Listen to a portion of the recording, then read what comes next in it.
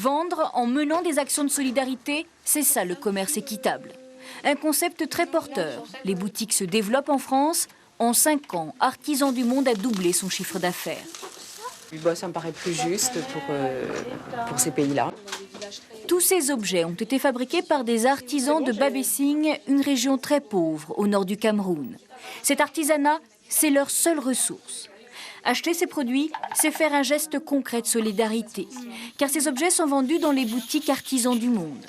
Dans ce réseau, pas de prix bradé. Ces poteries camerounaises sont vendues environ 150 francs. 40 francs sont reversés directement au potier.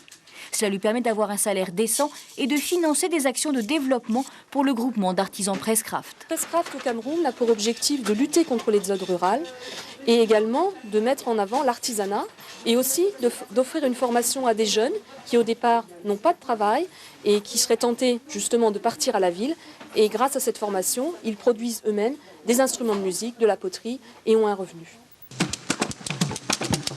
Dès la première note, on sent leur joie d'être ici. Le premier message, nous voulons seulement montrer aux gens d'ici que nous avons des problèmes. Il y en a tellement qu'on n'en a plus. Donc on se met à danser. Mais à travers nos danses, nous essayons aussi de vous expliquer les grands problèmes de l'heure. À Langon, pas de musique sans parole. Le débat est primordial et quotidien.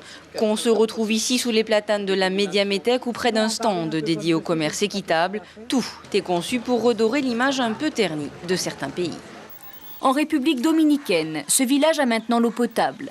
Le réseau a été financé par les touristes qui ont acheté un séjour labellisé par l'association TFD, Tourisme pour le développement. Sur chaque voyage, $1 est prélevé par nuit d'hôtel. Les fonds financent des projets humanitaires. L'association est récente, mais elle a déjà collecté 400 000 francs cette année.